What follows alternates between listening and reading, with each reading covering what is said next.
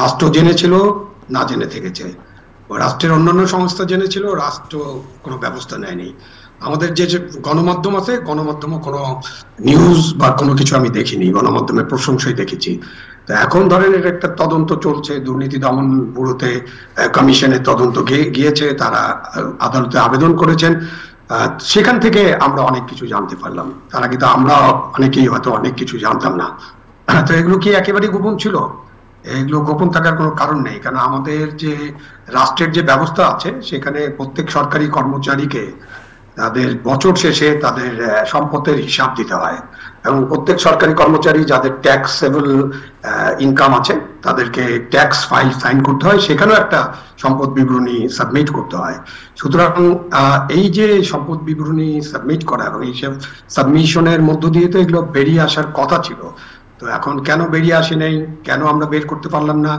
রাষ্ট্রর ব্যর্থতা তো আছেই, এটা আমাদের গণমাধ্যমের ব্যর্থতা। আমি দেখতে পাই যে গণমাধ্যমও আমাদেরকে এইসব খবর তো জানায়নি, এসব খবর তো আপনাদের আজকে কিন্তু এই যে প্রকাশিত হয়েছে সেটাও গণমাধ্যমেরই একটা রিপোর্টের ফলে। এটা তো আপনি দুর্নীতির মামলা না হলে, দুর্নীতির মামলা না হলে, দুর্নীতির মামলার ব্যাপারে যদি ক্রোক আদেশ না হতো, হাইকোর্টে যদি এটা না যেত, তাহলে তো এগুলো প্রকাশ হতো না। তার আগে একটি পত্রিকা, অবশ্যই আরো দুই একটি পত্রিকা প্রকাশিত হয়েছে, কিন্তু কখন?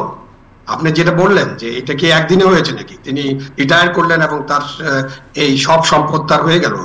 এই যে আপনার গুলশানে 4টা ফ্ল্যাট কিনেছেন 2 কোটি টাকা দিয়ে, যে এটা নিউজ একটা প্রকাশ হলো, তো এগুলো কি এখন ঘটেছে? এখন তো ঘটেনি, এগুলো ঘটেছে দীর্ঘদিন।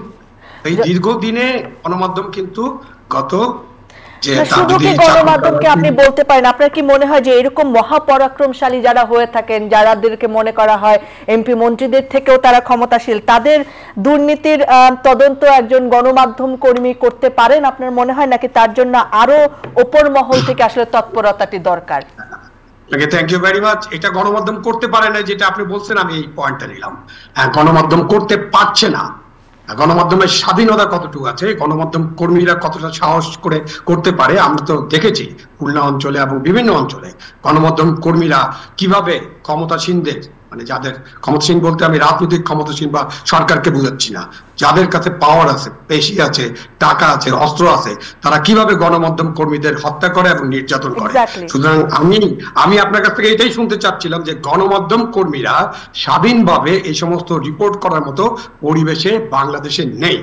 আমি আপনার সাথে একদম 100% একমত, এবং এটা আমারও মতামত যে গণমাধ্যম কর্মীরা এই অবস্থায় নেই। সেই জন্যই আমরা এই রিপোর্টগুলো পাই না। সেই জন্য যখন কেউ সর্বোচ্চ ক্ষমতাসীনদের চোখ থেকে সরে যায়, চোখের বালি হয়ে যায়, আগে চোখের মনি থাকে, পরে যখন চোখের বালি হয়ে যায় তখন আমরা এইসব জানতে পারি। এবং আপনি যে 3 জনের কথা আজকে আলোচনা করবেন, সেনাবাহিনী প্রধানও আছেন এর মধ্যে একজন এমপি আছেন যিনি নির্মমভাবে তাকে হত্যা করা হয়েছে, এটা খুব দুঃখজনক একটা ঘটনা। কিন্তু তাদের যে রিপোর্টগুলো সামনে আসছে, যখন চোখের বালি হয়ে গেছে তখনই আমরা এটা জানতে পারছি।